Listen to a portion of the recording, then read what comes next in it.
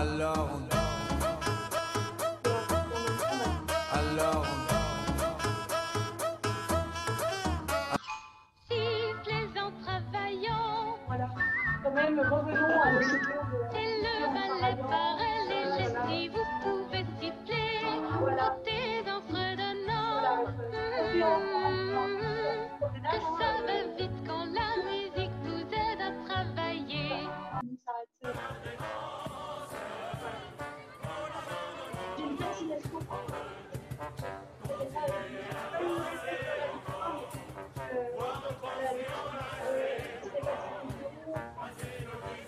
Et là, c'est pas des eux qui portent leur part. Bon, François, je suis très très contente en tout cas d'être de retour à Cherbourg, puisque du coup ma carrière philosophique s'est arrêtée à Cherbourg l'an dernier au mois de mars avec l'annonce du premier confinement. Du coup, quand Sylvette m'a sollicité pour cette thématique de la fatigue, j'étais hyper partante parce que c'est un truc qui me parle vachement. Moi, je suis super fatiguée. En fait, je ne veux plus me lever le matin parce que pas trop de raison de me lever le matin. En fait, si, pour faire des zooms, mais je ne vois pas l'intérêt. Et du coup, plus les jours passent, plus les semaines passent et plus moi j'ai envie de me lever. Donc quand Sylvette m'a dit, eh ben, écoute, ce sera à Cherbourg, j'ai dit tant pis, même si c'est derrière un ordinateur, je monte à Cherbourg parce que voilà, au moins ça me donnerait une raison de me lever ce matin, enfin donc hier matin.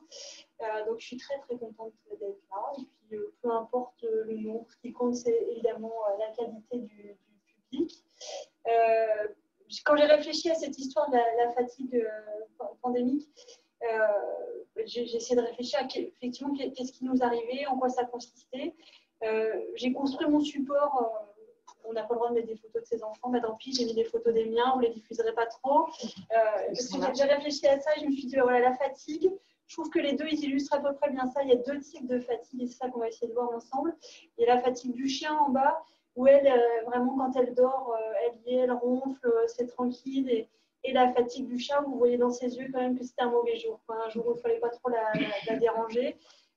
Et il me semble que vraiment il y a cette tension dans la fatigue et que dans le terme de fatigue pandémique, je pense qu'il y a des choses à clarifier.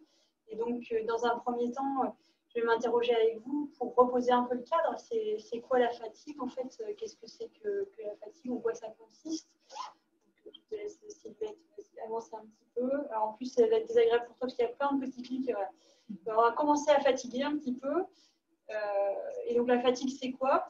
Ça vient du latin, donc fatigo, qui signifie épuisé, harassé, donc fatigué évidemment, exténué, tourmenté, persécuté, inquiété, obsédé, accablé. Un mot très rigolo, finalement, la fatigue. Quand on ressent de la fatigue, on sent qu'on va bien rigoler ce soir quand même. Hein, c'est pas simplement la petite fatigue quoi, dans cette notion, en tout cas à l'origine. Il y a vraiment cette notion d'exténuation, donc une notion qui est certes physique de la fatigue, mais vous voyez, derrière, il y a quand même un truc aussi de l'ordre psychologique, en fait. Hein. C'est dans tourmenter et persécuter, c'est pas le corps qu'on persécute quand même, hein. C'est quand même l'âme, en fait, qui est là, qui est à prendre en compte. Et curieusement, je te laisse avancer avec Sylvette, dans le petit Robert, on nous dit que la fatigue, ce serait un affaiblissement physique dû à un effort excessif. On a perdu un peu de la violence de la fatigue dans la traduction et l'utilisation qu'on en fait aujourd'hui. Sensation pénible qui l'accompagne. C'est presque un truc rigolo, quoi, la fatigue. Je ne suis pas sûre que ce soit vraiment ça quand on ressent de la fatigue et que ce ne soit pas le sens originel. En tout cas, ça dépend de la fatigue. Et ce qui m'a questionné du coup dans le petit Robert, c'est que c'est comme si la fatigue, c'était que de l'ordre du physique. C'était que ça concerne que le corps et que l'âme, elle est tout le temps en forme, tout le temps tout va bien. Enfin, du coup, je suis allée en prendre une autre parce que là, m'a pas satisfait. Et donc, j'ai pris celle du Larousse et d'aller chercher un peu plus loin. La fatigue, ce serait un état physiologique, toujours un truc biologique quand même, hein. Consécutif à un effort prolongé, à un travail physique ou intellectuel intense et se traduisant par une difficulté à continuer cet effort ou ce travail. Alors, du coup, je ne suis pas fatiguée parce que moi, en fait, depuis un an, des efforts physiques intenses, bon, déjà, j'en fais pas beaucoup, je suis philosophe, donc déjà, sur le principe, j'ai choisi un métier où on n'est pas censé fatiguer physiquement, mais en plus, alors, je ne sais plus ce que je suis, quoi, ça m'a beaucoup perturbée parce que, non, effectivement, quand je réfléchis, je n'ai pas fait un effort prolongé, je n'ai pas fait, si, peut-être un travail intellectuel, enfin, il n'est pas intense, quoi, hein, du coup, au contraire, c'est l'inverse, quoi, j'ai beaucoup levé le pied depuis un an. Donc, je suis très interrogative depuis que tu m'as demandé de travailler là-dessus, parce qu'en fait, je croyais que j'étais fatiguée. En fait, visiblement pas. Donc, je vais essayer de réfléchir à c'est quoi la fatigue, et on peut avancer un petit peu. Fatigué de sourire, fatigué de pleurer, fatigué de chercher quelques traces d'amour dans l'océan de boue où sombre la pensée. Fatigué, fatigué.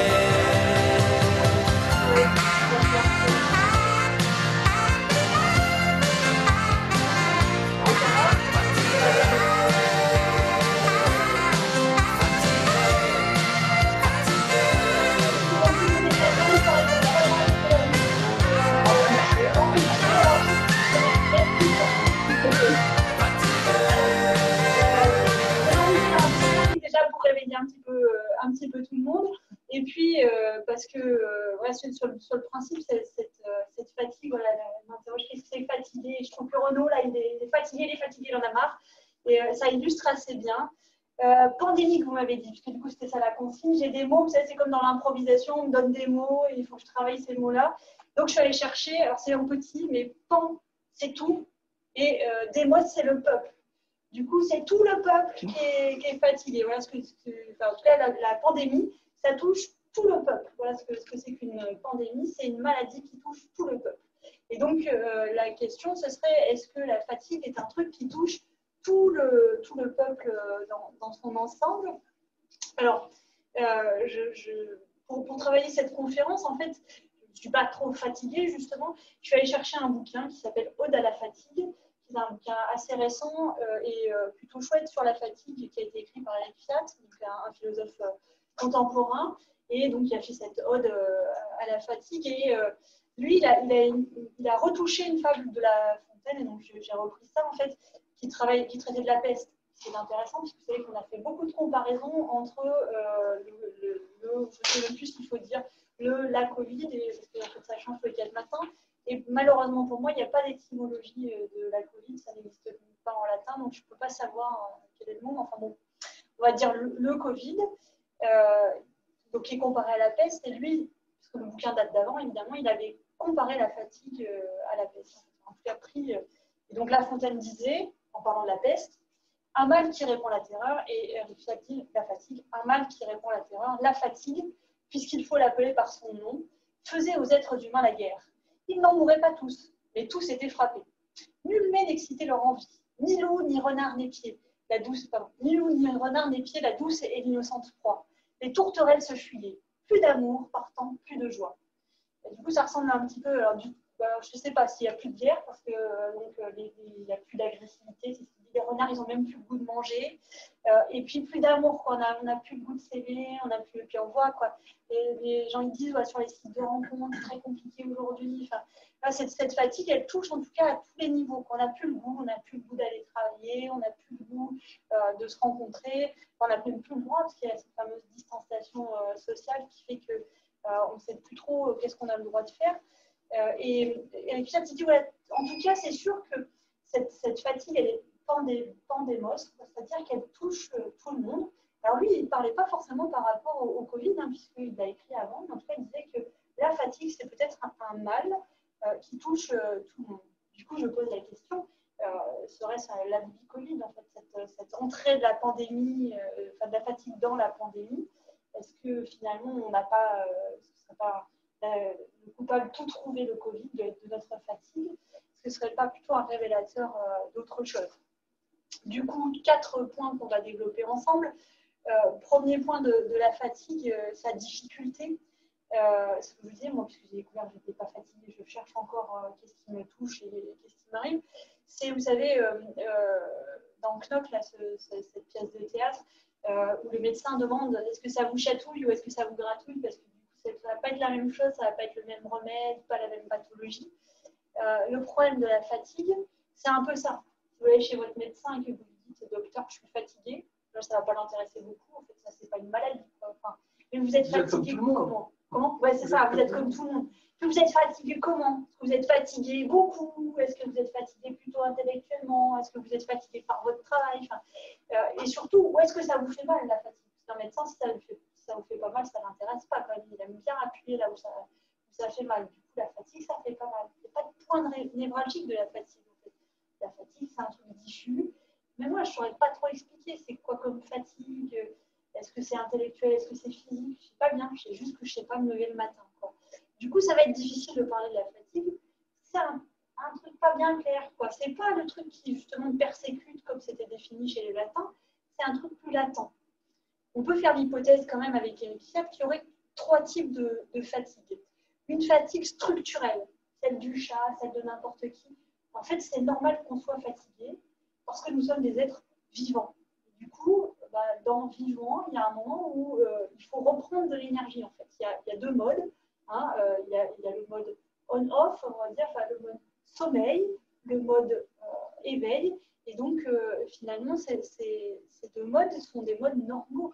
Et du coup, qu'est-ce que c'est que cet univers dans lequel on espérait que les êtres humains ne soient jamais fatigués, soient toujours en super forme, puissent être rentables 24 heures sur 24, productifs, etc. Il y a un bouquin très intéressant, celui d'un Harry, s'appelle, qui a bossé sur le capitalisme à l'assaut du sommeil. Comment est-ce que nos heures de sommeil ont été réduites justement par la productivité, par les 3-8, par tout l'ensemble des modifications du travail. Structurellement, en être humain, ça structure. Il y a un truc qu'on appelle l'anima, l'âme, en fait, hein, le souffle aussi, le pneuma. On a une fatigue interne, quoi. On ne peut pas dépasser la fatigue. À un moment où si vous ne voulez plus être fatigué, ça va vous rattraper. Donc ça, on peut mourir de fatigue. Alors, on peut mourir de fatigue. C'est une torture, hein, la fatigue. Empêcher les gens de dormir, c'est une pratique de torture dans les camps. Parce qu'on a besoin, c'est un besoin fondamental. Et ce qui est très chouette, c'est quand on vous a privé de ce besoin fondamental, on peut vous faire avouer après n'importe quoi. En fait, hein, à partir du moment où vous êtes épuisé, pour pouvoir dormir, vous accepteriez de s'estimer n'importe quel aveu. Ça sera intéressant parce qu'on nous fatigue beaucoup. Qu'est-ce qu'on essaye de nous extorquer comme aveu derrière? Ce sera à réfléchir. Premièrement, donc, fatigue structurelle. Deuxièmement, fatigue conjoncturelle, qui va avec ce que je vous disais, c'est-à-dire qu'il y a quand même une fatigue liée à la conjoncture actuelle. Ce n'est pas tout à fait la même fatigue avant le Covid que maintenant, en fait. Et effectivement, c'est aussi de la commande. On va s'intéresser à en quoi le Covid nous fatigue différemment et quelle est la fatigue qu'on pourrait imputer peut-être à la conjoncture et au Covid. Et enfin, j'aimerais terminer sur le sommeil du juste, c'est-à-dire est-ce qu'il n'y a pas des bonnes fatigues, des fatigues sympathiques, et peut-être comment transformer la fatigue conjoncturelle vilaine en une jolie fatigue, en un truc un peu plus sympathique. Du coup, premier temps, c'est fatigue structurelle. Première fatigue, traverser le temps en fait. C'est-à-dire qu'on est fatigué parce qu'on traverse le temps, parce que ce que disent les philosophes, vivre, c'est exister, donc c'est aussi être projeté dans le monde, c'est résister aussi. Et donc, c'est ce que nous dit Eric Fiat dans son Ode à la fatigue, à tout être incarné et ayant conscience qu'il aurait pu ne pas être et ne sera plus, la fatigue nécessairement échoua. Et il rajoute un peu plus loin, seuls les vivants peuvent être dits fatigués. Il faut qu'il y ait un être, quelque chose comme un vouloir vivre, un conatus si l'on veut, pour que cet être puisse être fatigué. La fatigue résulte de l'effort que fait tout vivant pour persévérer dans son être, malgré ce qui, dans l'efficacité du temps, menace cette persévérance. Ça veut dire c'est qu'on fatigue du fait de lutter pour rester en vie, en fait. C'est-à-dire que et le syndrome de glissement, c'est quand la fatigue l'a emporté et qu'on ne supporte plus d'être fatigué et qu'on se laisse partir, en fait. La fatigue, c'est celle qu'on éprouve parce que c'est difficile de vivre. C'est pas toujours facile, c'est pas toujours gai d'être un être vivant. En plus, quand le philosophe vous dit, tu sais, être vivant, c'est être pour la mort, hein, c'est ça que vous dit souvent Heidegger, très rigolo. C'est-à-dire qu'on est pour finir par mourir. Évidemment, c'est un peu difficile et on peut avoir le sentiment qu'on est un peu persécuté par la vie, par cette fatigue-là. Elle arrive et c'est normal.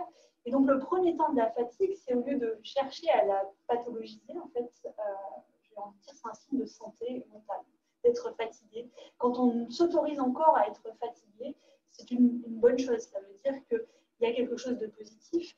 Et le problème, c'est celui qui n'a pas le droit à la fatigue.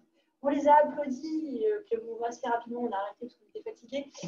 Au mois de mars l'an dernier, à 20 h, parce qu'on n'avait que ça à faire aussi, hein, parce que du côté chez nous, c'était le point de rendez-vous. Moi, j'ai connu tous mes voisins. J'habite dans une ville où la moyenne d'âge doit être autour de 80 ans. Donc, du coup, on n'avait pas trop de points communs à part applaudir à 20 h. Ça m'a permis de rencontrer plein de gens. Et on les appelait les héros. Ce n'est pas un terme neutre parce que héros, alors déjà au-delà du fait que les héros, on ne les paye pas, c'est quand même un point qui est important. Un Batman, jamais on vient réclamer son dû, en fait. Hein, donc il fait ça pour la beauté du geste. Et les soignants, c'est un peu ça aussi. Donc on a dit c'est des héros. Quoi, vous voulez une prime? Mais non, vous êtes des héros. Quoi. Jamais Ça Batman. C'est ça, la reconnaissance vient du métier. On les applaudit, c'est déjà pas mal. C'est là qu'est tout le salaire, en fait. Donc, il faudra en plus les payer et éventuellement peut-être de façon décente. En plus, là. Donc, du coup, il y a un abus quand même. C'est des héros. Les héros, ils ne sont jamais fatigués. Batman, il ne dort jamais. Batman, il a un cocktail avec plein de milliardaires. Et ben, il voit le petit cycle qui arrive dans le ciel. Hop, il met sa cape et il y va. Il n'est jamais fatigué. Il n'y a jamais de mauvais moment pour aller sauver la veuve et l'orphelin. Le héros n'est jamais fatigué. Et dire d'une catégorie de personnes que ce sont des héros, c'est aussi dire on va vous demander un petit peu plus. Quoi. Hein, vous avez déjà demandé, on n'a pas arrêté de vous demander d'ailleurs, parce qu'à un moment on leur a dit maintenant on va pouvoir vous demander moins. On a dit par contre maintenant on va peut-être vous demander encore un petit peu plus, un geste de plus. C'était ça au dernier confinement quand même, hein, quand le président s'est adressé aux soignants, il a dit je vais vous demander de faire un peu plus. Donc on attend qu'on leur demande de faire un peu moins peut-être.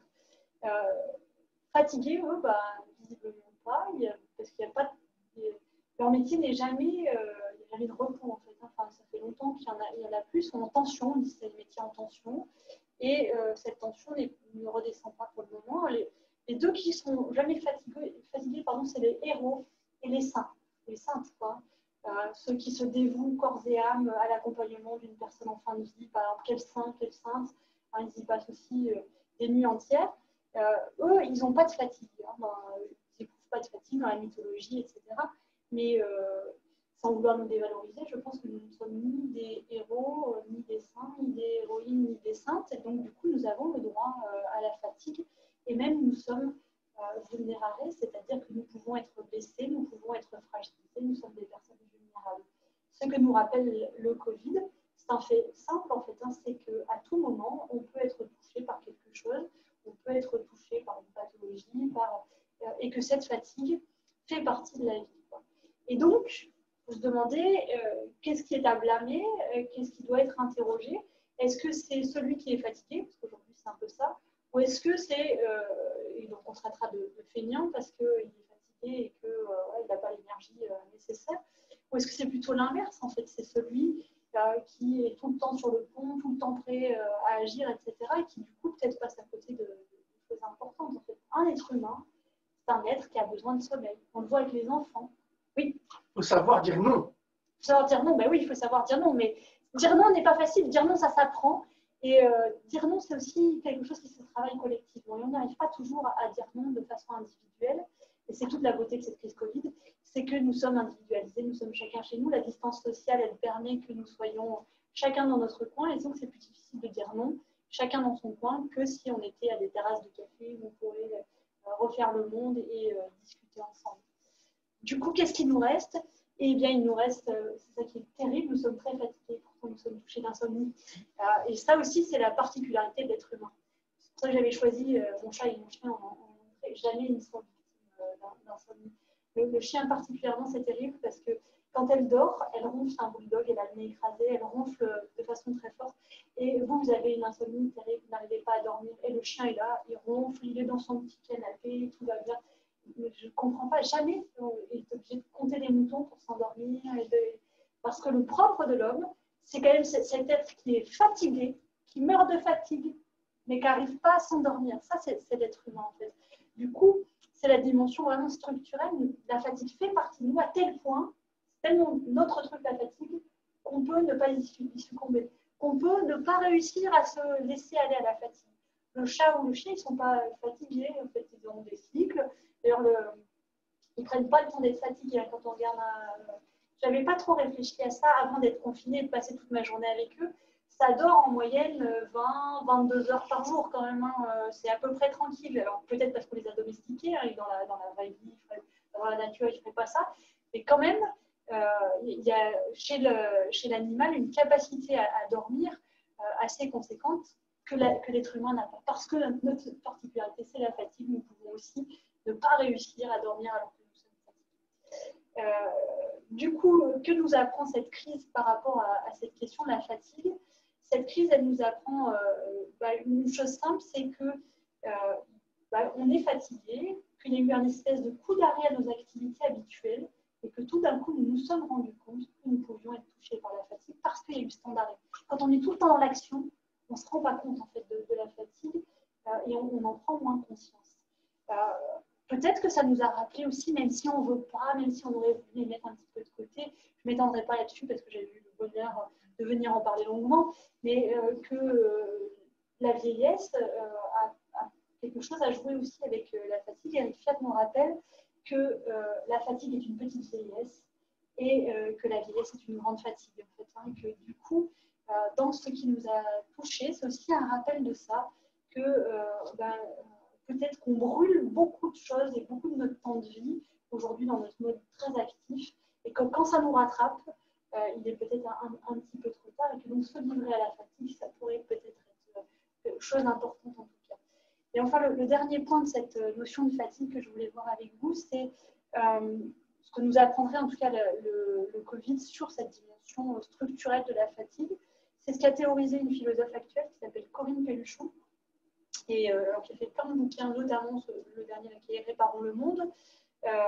Corinne Pelluchon, elle travaille beaucoup sur la cause animale. En fait.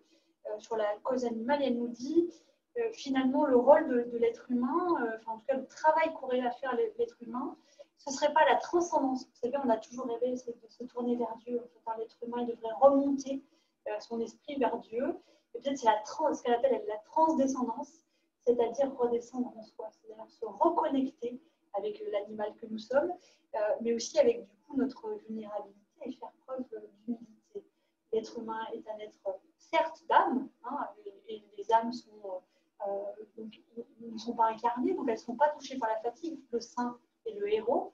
En revanche, nous sommes des êtres corporels et donc à un moment donné, nous sommes touchés par la fatigue.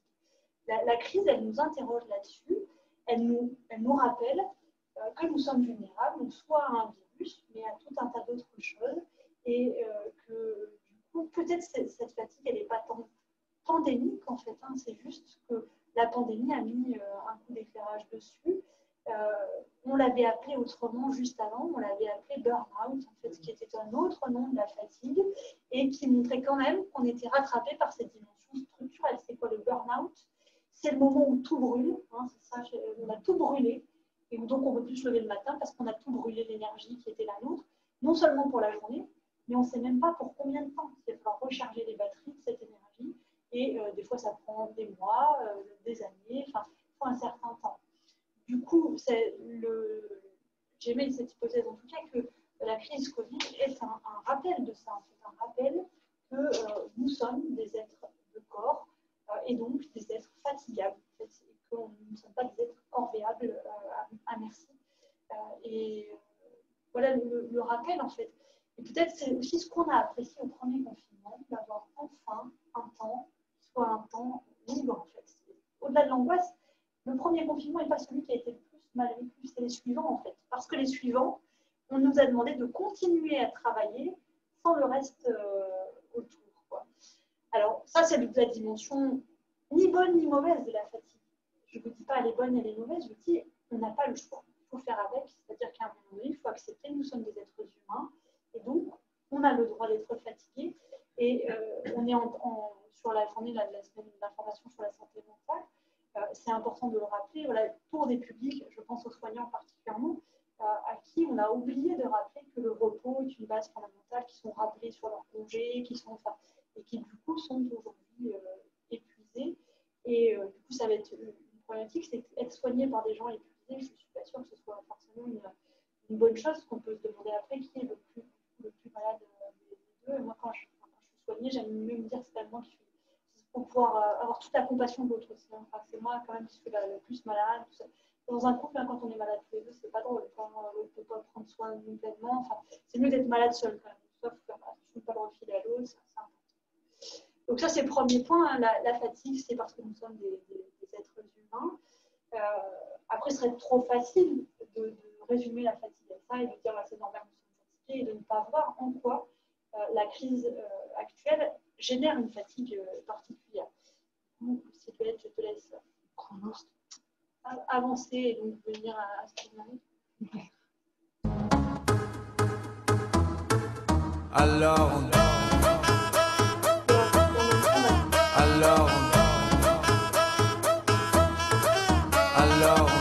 qui dit études dit travail, qui dit taf te dit les thunes, qui dit argent dit dépenses, et qui dit crédit dit créance, qui dit dette te dit huissier, lui dit assis dans la merde, qui dit amour dit les gosses, dit toujours et dit divorce, qui dit proche te dit deuil car les problèmes ne viennent pas seuls, qui dit crise te dit monde, dit famine dit tiers-monde, et qui dit fatigue dit réveil, encore sourd de la veille, alors on sort pour oublier tous les problèmes. Alors on danse. Alors on danse. La danse, c'est important. Alors on danse. Alors on danse. Michel, Alors on danse. ni la chaise, ni le chat. Alors on danse. Alors on danse. Alors on danse.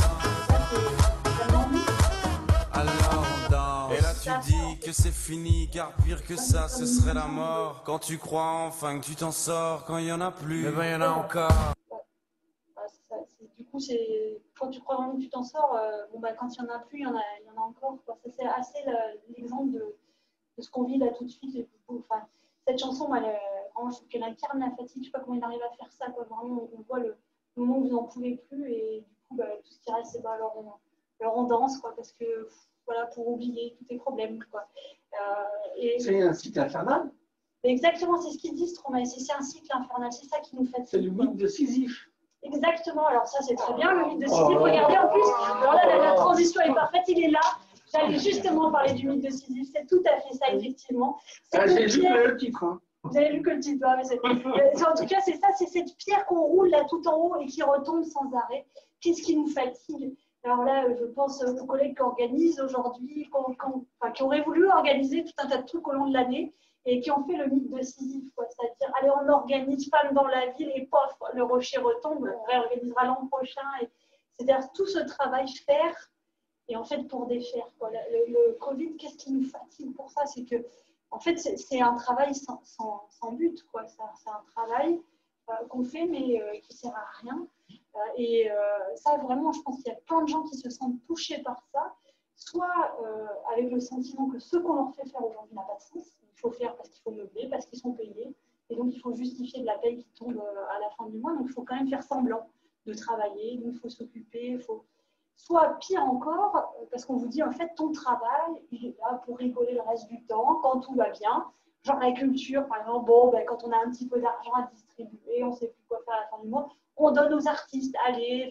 Mais quand il s'agit de choses sérieuses, quand il faut résumer notre vie à l'essentiel, bah, ton travail, il n'est pas essentiel. Ton travail, il ne sert à rien. Il y a des métiers beaucoup plus rigolos que le tien. On peut le rayer de la carte. Puis pas pendant un mois, pas pendant 2 mois, pendant 1 an, puis peut-être même plus, parce qu'on ne sait pas encore là, combien de temps ça va prendre, en fait. Et c'est pas grave. En fait, la société s'en fout complètement que ton travail soit rayé de la carte.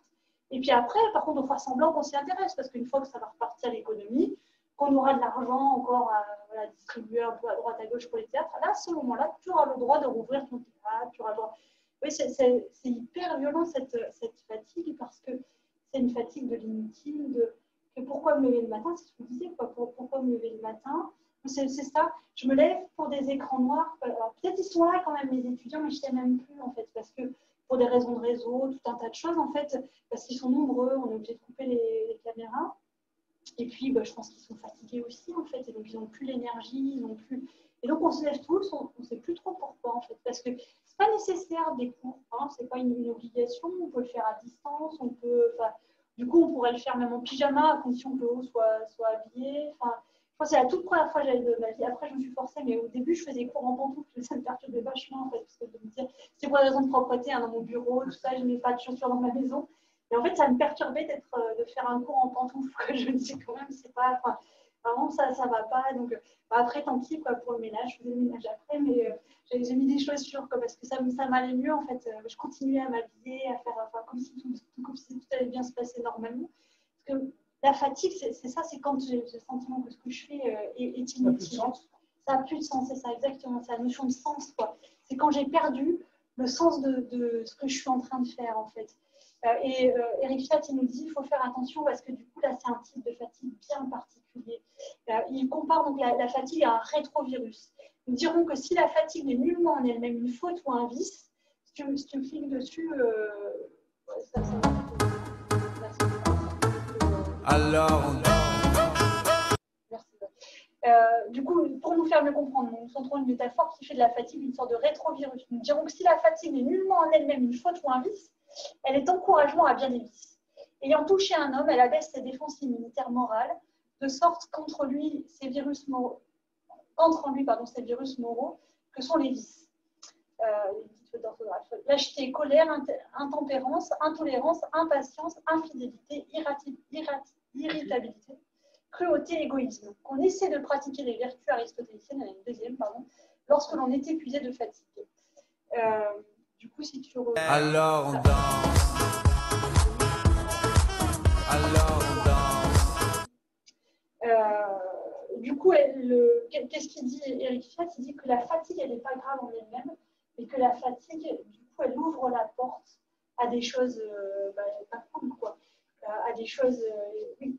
Si vous avez compris, c'est la nature de la fatigue qui va dire si la fatigue est grave ou pas. C'est ça, c'est la nature de la fatigue, c'est-à-dire que si c'est une bonne fatigue, du coup, je vais quand même rester ouvert aux autres. La mauvaise fatigue, par contre, c'est une fatigue qui me rend irritable, qui me rend agressif, qui me rend fermé à l'autre. Et notamment pour répondre à la fatigue, et Jacques nous dit il y a deux réflexes. Premier réflexe, l'incurie. L'incurie, c'est quoi?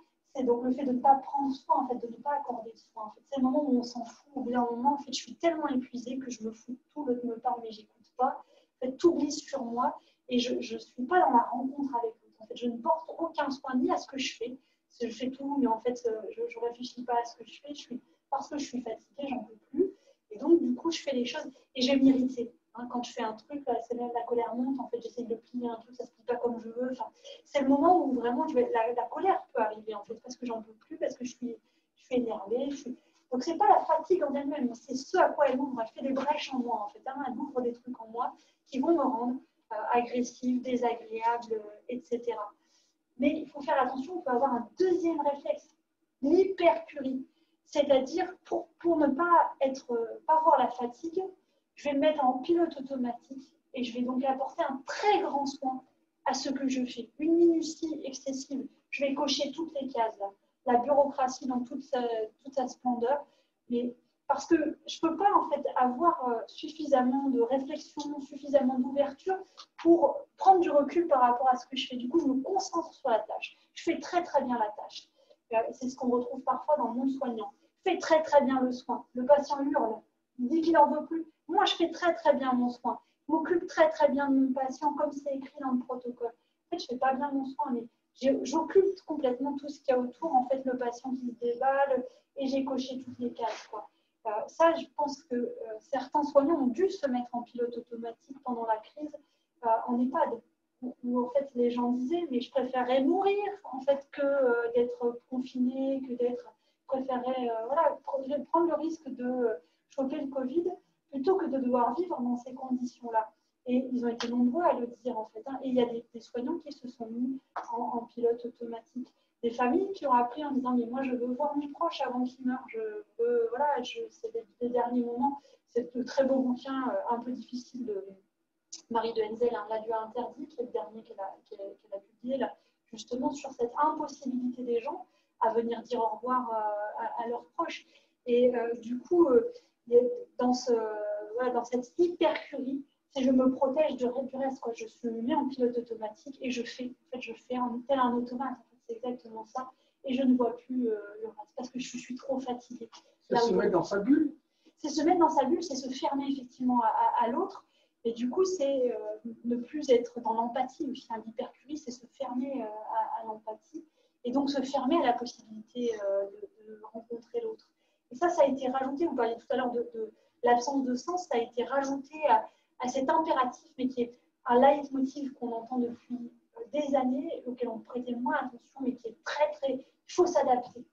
Et on l'a tous dit, je pense. Voilà, il faut s'adapter. Je suis adaptable. À ce moment-là, il faut s'adapter. Il y a un très bon bouquin, mais très compliqué. Donc, je ne vous conseille pas forcément si vous n'êtes pas très ouvert à la philosophie, de Barbara Stiegler, qui s'intitule comme ça, il faut s'adapter.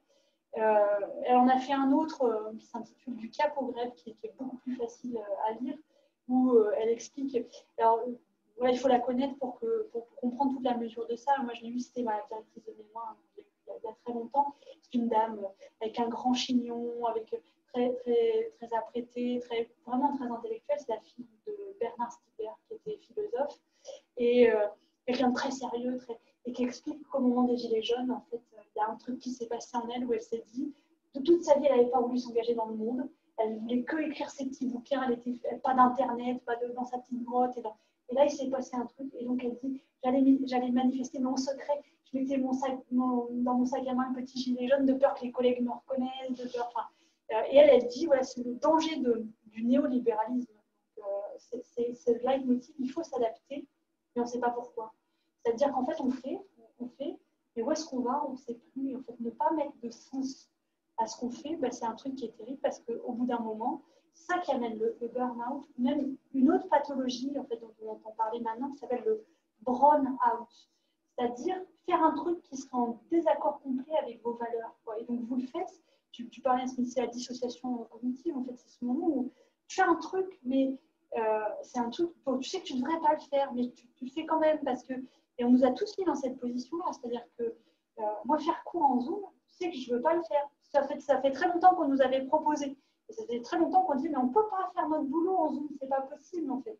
Et j'interviens dans le travail social, et des collègues qui sont mandataires judiciaires, par exemple, qui sont travailleurs sociaux, et qui ont toujours dit, c'est non. Nous, le télétravail, ce sera non, ce sera toujours non. Et qui avaient dit, qui avaient fait porter leur voix par les syndicats. Et là, tout d'un coup, hop, le télétravail est arrivé partout. Un peu parce qu'il y avait peur aussi et qu'on ne voulait pas le choper, un peu parce qu'il n'y avait pas le choix. Il faut s'adapter. C'est ça le leitmotiv. En fait, s'adapter, pourquoi l'adaptation, Eric Fiat, il dit, c'est comme quand vous mettez un caméléon sur un patchwork, enfin, sur un truc où il y a plein de couleurs. En fait, il ne sait plus comment faire et du coup, il finit par en mourir parce qu'il doit s'adapter sans arrêt. Mais nous, c'est un peu ça. Il faut s'adapter à des trucs qui sont complètement idiots. Mais oui, on va s'adapter et on ne vous explique rien. Oui, alors là, du coup, vous avez le droit à 10 personnes, mais dans le même truc qui a un contexte différent, ce que je vous disais tout à l'heure. Donc, si vous êtes en terrasse, on peut avoir un public de 50 personnes. Par contre, si c'est organisé comme tel, il ne faudra pas dépasser 10 personnes, mais si c'est en intérieur. Enfin, et du coup, on ne comprend rien du tout. Je sens que c'est du vécu. Oui, c'est du vécu. C'est mon côté. Moi, c'est toujours du vécu. Mais c'est vrai qu'il y a quand même ce côté voilà, qui est absurde et qui nous fatigue, en fait, parce que vivre dans un monde absurde, c'est fatigant. C'est-à-dire que mettre du sens à son existence, c'est déjà fatigant. Venir au monde pour y mourir, c'est quand même fatigant, en fait, de se dire ça. On l'a dit, c'est une fatigue qui est structurelle. Mais bon, admettons. Mais par contre, avoir ces allers-retours sans arrêt, et tu vas dans ce sens-là, puis en fait, finalement, non. Et puis les masques sont oh, les masques, ça sert à rien. Ah ben, en fait, si, ça sert, c'est très obligatoire, il faudra les mettre partout. Enfin, et en fait, c'est un monde qui nous rend fous, vraiment. Je pense que le film, le dessin animé, vous savez, pour enfants, Astérix, les 12 travaux d'Astérix, où il va dans la maison qui rend fou, une caricature de l'administration française, où ils doivent aller voir le plan au dernier étage, et puis il redescend, et puis ça, c'est exactement l'illustration de ce qu'on vit aujourd'hui, en fait, des trucs complètement incohérents, le guichet 1 qui n'est pas à côté du guichet 2, le machin, enfin, et on voit qu'il y a des incohérences totales, personne ne sait où on va. Et là où c'est grave, c'est qu'on se rend bien compte que les administrations en elles-mêmes ne savent pas où elles nous emmènent, les institutions. J'ai une question. Si on continue à vouloir rester dans cette fatigue, pourquoi, qu'est-ce qui nous fait avoir envie d'avoir cette fatigue encore? Parce qu'on pourrait dire non, on pourrait dire je n'y vais pas, je sais que c'est pas contre mes valeurs, je n'y vais pas. Et puis... Oui. Alors du coup, qu'est-ce que On est aliéné, on est aliéné.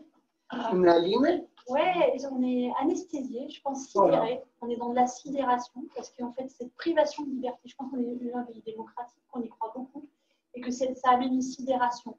Ces mots-là, état d'urgence, couvre-feu, qui sont des termes guerriers, c'est des termes d'une époque de guerre. En fait, ça amène cette espèce de sidération. On en est là.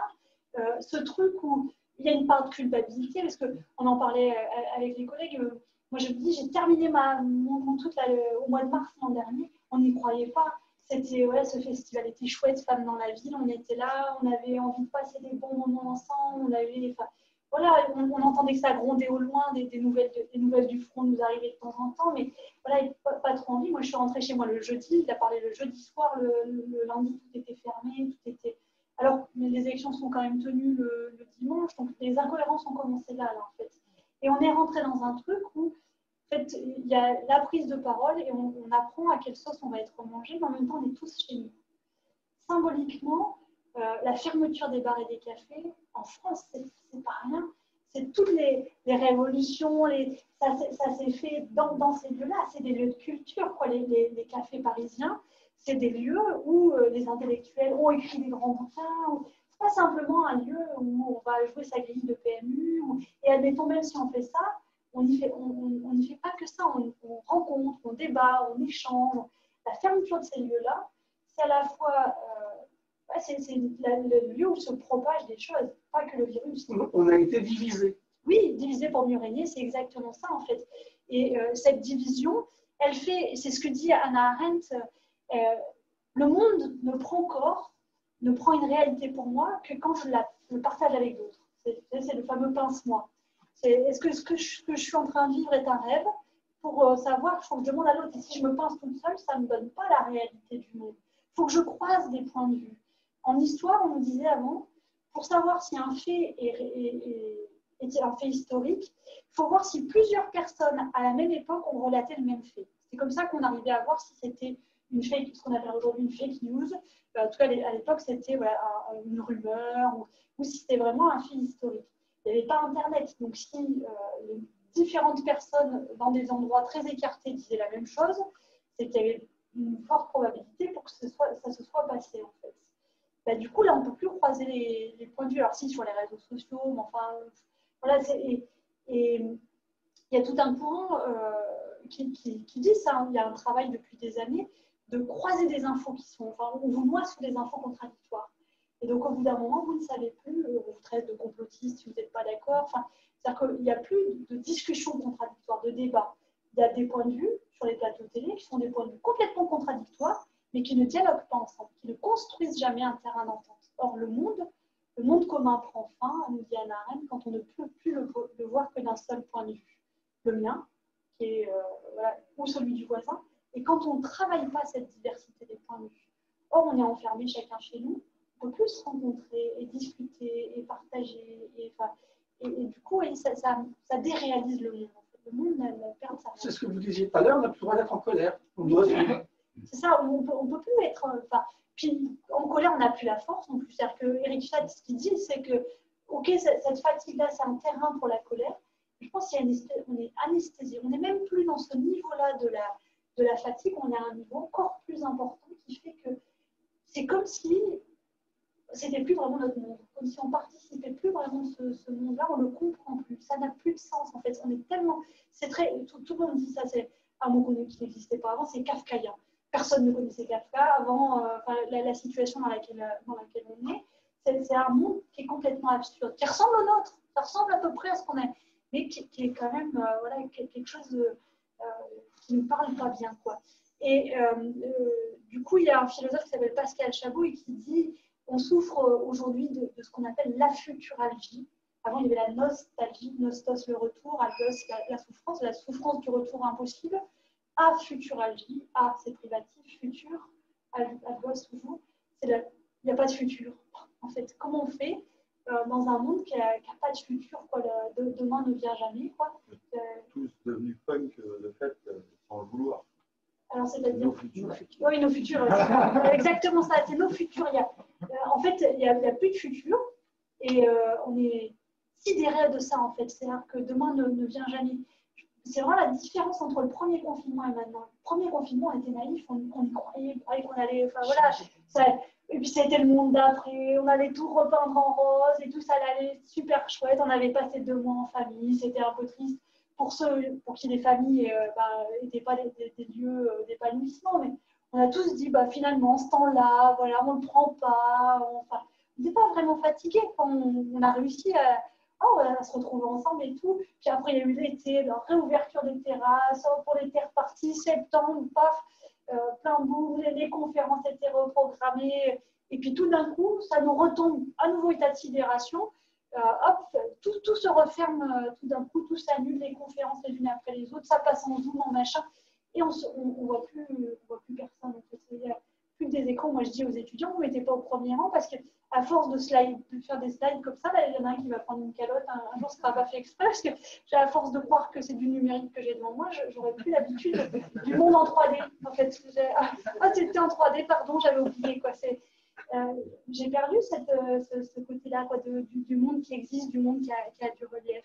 Et du coup, ça amène, et puis dernier point là-dessus, il faut que je défine un peu, mais ça amène chez certains un refus du monde, par contre. C'est-à-dire qu'après 1 an, il y a ceux qui aspirent à retourner dans le monde, et en même temps, moi, j'aspire à retourner dans le monde, mais ce monde me fait mal. Le retour, la réouverture des terrasses, là, moi, je viens de Vichy, c'est une jolie ville qui voudrait être balnéaire presque maintenant. Et en fait, j'espère que trop de gens n'y viendront pas parce que le week-end de la Pentecôte, c'était l'horreur. Une autoroute autour d'un petit lac, enfin un truc, mais fallait, vous savez, le klaxon pour entre touristes, c'est un monde fou. Et avec la réouverture des terrasses, les poum poum poum. Alors, je ne sais pas, nous, chez nous, la musique amplifiée, visiblement, c'est pas interdit parce que tous les bars ont remis les musiques à fond. Donc là, tout d'un coup, vous savez, vous passez de votre bulle à un truc qui fait un bruit monstrueux, en fait, avec des gens partout, et donc on est dans ce fameux syndrome de la cabane là, qu'ils ont théorisé, ce truc de, en fait, je voudrais retourner chez moi, le monde me demande trop. Je veux bien y retourner, mais retourner à cette vitesse là qui était celle d'avant le confinement, je ne sais pas si je suis prête de refaire ça, là, et repartir. Moi, j'ai un mode de vie où je suis dans ma voiture sans arrêt, et un endroit là, un endroit là. Enfin, je ne sais pas si je suis prête à ça, en fait. Donc, à la fois, je ne veux pas faire de zoom, je suis dans mes envies à l'enfant. Je ne veux pas faire de zoom, mais repartir là, à 100 à l'heure, voir mes proches sur le pouce. Je ne sais pas si je suis prête à ça. Et du coup, c'est vrai que j'oscille entre deux mondes. Et du coup, cette bulle, cette sidération, pourquoi on accepte? Il y a une espèce de confort quand même, quoi. C'est-à-dire que moi, je voudrais le monde d'après, mais il n'est pas arrivé, quoi. Et en même temps, c'est à nous de le construire aussi, ce monde d'après, quoi. Et donc, il faut retrousser les manches, quoi. Il faut y aller. Ouais, c'est sur le monde d'après qu'on espérait lors du premier confinement. C'est là, globalement, où on n'a pas été très bon. On aurait dû effectivement le réinventer parce qu'aujourd'hui, tout le monde attend que ça revienne comme avant. Oui. Mais comme avant, et là, du coup, là, on a tout rappelé. Quoi, en fait. C'est ça. On a une fenêtre, une opportunité pour placer des choses, et finalement, on a tout subi. Et... Enfin, quand je dis on, mais moi, je le ressens comme ça. En fait, c'est là où c'est dommage. Quoi. Je ne suis pas sûr qu'on soit prêt d'être moins fatigué. C'est ça, mais tu vois, moi, ce qui m'angoisse encore plus, c'est que j'ai peur même que ce soit pire. Ce qui me fait peur, moi, dans mon boulot, c'est qu'avant, il y a eu 2 phases. Avant le confinement, il y avait des fois où mon travail, des fois, moi, j'ai des crises existentielles. Je me dis, est-ce qu'il sert à quelque chose, mon travail, quoi. Enfin, en fait, je fais rien. C'est vrai, je parle du grand sans arrêt, là, tout ça. Mais je fais pas grand-chose. Quoi. Je dis des choses à des soignants, il faudrait être plus humain, il faudrait être plus ceci, on n'a pas le temps, on ne connaissait pas le terrain. Enfin, donc, des fois, je fais des cours à des promos d'infirmiers. Je rentre le soir chez moi, je me dis, en fait, mon boulot, ça ne sert à rien. Enfin, bon. Puis des fois, je me dis, bon, si, quand même, premier confinement, il arrive, là, je me dis, mais si, là, mon boulot, il est complètement justifié. Enfin, voilà, la sortie, là, mon travail, il y aura des choses à faire, ça va être chouette, ça va être productif. Puis, donc, l'été passe, je me dis, ça va être cool, ça va être des conférences au programme, puis après, en fait, tout se ferme, donc j'ai plus de contact avec les gens. Et là, aujourd'hui, je me dis, mais la tâche, quoi, qu'il y a à faire, c'est-à-dire quand je vois l'état du soin, quand je voyais l'état du soin avant, moi, j'y croyais encore, quoi. Et là, je me dis, en fait, par exemple, la personne de confiance, ce truc qu'on signe pour accompagner, c'est une obligation, c'est un droit fondamental. Enfin, même ça, aujourd'hui, c'est pas respecté. Donc, on va pas retourner au monde d'hier, on va retourner au monde d'il y a 10 ans dans le soin. Donc, moi, ça me fatigue d'avance, en fait, de me dire tout ce qu'on avait mis beaucoup de temps, faire rentrer les familles dans l'univers de l'hôpital, faire rentrer la société à l'hôpital, Là, le réflexe Covid, hop, alibi Covid, quoi. C'est ah non, pas la famille parce que il y a le Covid, parce que bizarrement, il n'y a pas de famille et les gens attrapent quand même le Covid à l'hôpital. Donc, il faudrait savoir d'où il vient, ce Covid, quand même. Il y a un truc où je pense qu'il y a du retour en arrière. Dans les EHPAD, quand on entend, nous, on est très apathiques. Moi, la première, quoi, dans les EHPAD, quand on entend les gens ne sont pas vaccinés, ils ont choisi de ne pas être vaccinés, mais du coup, on ne fait pas rentrer les familles parce qu'il y a des gens qui ne sont pas vaccinés. Et du coup, c'est où le choix, en fait du coup, ils ont choisi. Alors, il y a des gens qui ne peuvent pas choisir, sûrement, mais enfin, j'ai choisi de ne pas être vaccinée. Et d'où, nous, on pense à la place des autres. Enfin, j'ai une grand-mère qui a 91 ans et qui dit clairement, j'ai fait ma vie, mon mari est mort il y a 2 ans. Pour vous, je vous fais plaisir, pour ne pas être un vecteur du virus, je veux bien me faire vacciner, mais moi, je meurs d'un truc, quoi. Et puis, voilà, si ça peut arriver rapidement. Alors, donc, justement, lui, non, enfin, il ne pas ça, et puis, mais en fait, elle, voilà, sa vie, elle est faite depuis longtemps. Et Marie de Henzel dit très, très bien ça. Les personnes à risque, c'est complètement absurde. Nous sommes tous des personnes à risque, en fait, parce que je prends ma voiture et j'ai plus de chances peut-être de mourir dans un accident de voiture que ma grand-mère de la Covid, parce que clairement, le peu de gens qu'elle voit, voilà, alors, il y a des personnes certainement plus à risque, mais en même temps, ça amène des choses. J'ai dit un truc sans y réfléchir l'autre fois avec une collègue, on était en voiture, et je dis, mais ma grand-mère, de toute façon, elle a vacciné, ça n'a pas de sens, donc elle vit toute seule dans le sud, c'est son choix. Elle a choisi de repartir avant le 3e confinement, alors qu'on est tous en Auvergne. Voilà, je fais le choix d'aller loin de nous, il faudra qu'on y réfléchisse, et en sachant qu'elle ne nous verrait pas. Et je lui disais, mais elle mange avec personne, en fait. Voilà, elle se balade avec sa voisine, elle mange avec personne. En fait, avec du recul, c'est extrêmement triste. Ma grand-mère, elle ne mange avec personne, quoi. Enfin, ni le midi, ni le soir, parce qu'avec le Covid, tout le monde veut la protéger, il ne faut pas manger. Et du coup, depuis 1 an, et avec du recul, je suis contente, elle est rentrée à Noël, je n'osais pas trop. Mais elle voulait absolument m'inviter à manger à chaque fois, quoi. Et au bout d'un moment, j'ai dit, bah oui, tant pis, c'est elle qui décide, c'est elle qui s'expose au risque, mais je suis contente parce que depuis 6 mois, elle a mangé avec personne, quoi. Enfin, donc, personne à risque, quoi, ça me questionne. Et puis, dernier point, parce qu'il faudra que je rende l'antenne à un moment donné, encore un petit peu. Le dernier point, quand même, peut-être s'ouvrir à l'urgence de l'essentiel, c'est Gare Morin. Du coup, tu as coupé le son où il y avait une petite musique. Je reviens en arrière, ça vaut le coup. Hein. Ouais, là, celle-ci, en plus, elle vaut le coup, je te le dis tout de suite. Sifflez en travaillant. Voilà. Quand même, revenons à Et le balai paraît léger si vous pouvez siffler. Voilà. Montez en fredonnant. Que ça va vite quand la musique vous aide à travailler. On s'arrête là, Sylvette. Du coup, vivre par saut et gambade, c'est Michel de Montaigne qui disait ça. Il dit, je vis par saut et gambade. Et peut-être ça, c'est la bonne fatigue. C'est la fatigue où, quand on a passé toute la journée à vivre par saut et gambade, on rentre chez soi. Et donc, c'est siffler en travaillant, c'est arriver à retrouver finalement la joie de notre métier. Parce que c'est pas que nous soyons des fainéants, en fait, contrairement à ce qui peut être dit parfois dans certains médias. C'est pas qu'on veut pas travailler, c'est que, on veut pas travailler au sens de, vous savez, l'étymologie, c'est tripalium, au sens de la torture, aller faire un métier qui n'a pas de sens, aller faire un métier qui me torture le corps ou l'esprit. Je veux pas. Du coup, c'est ce que nous dit un peu l'inspiration de la fatigue. Dis-moi ce qu'il faut faire que ce que l'on peut laisser de côté. Ce qui nous fatigue, c'est ce qu'on peut et ce qu'on doit laisser de côté. On veut rester des hommes. Alors, moi, du coup, plutôt une femme. Oui, d'accord. C'est pas grave. Oui, des êtres humains, c'est voilà, ça, c'est ça. Tout à fait. Mais cette inspiration de la fatigue, c'est ça. C'est en fait, ça, j'en veux plus, quoi. Mais je veux autre chose, quoi. Autre chose, je veux bien, quoi. Et la fatigue, c'est qu'est-ce qu'on peut laisser de côté, en fait. Qu'est-ce qu'on peut, sur quoi s'économiser, quoi. C'est à ça de réfléchir. C'est ça qu'il faut réfléchir, en fait. Quelles sont les fatigues heureuses et quelles sont les bonnes fatigues. Et du coup, on peut passer à celui d'après.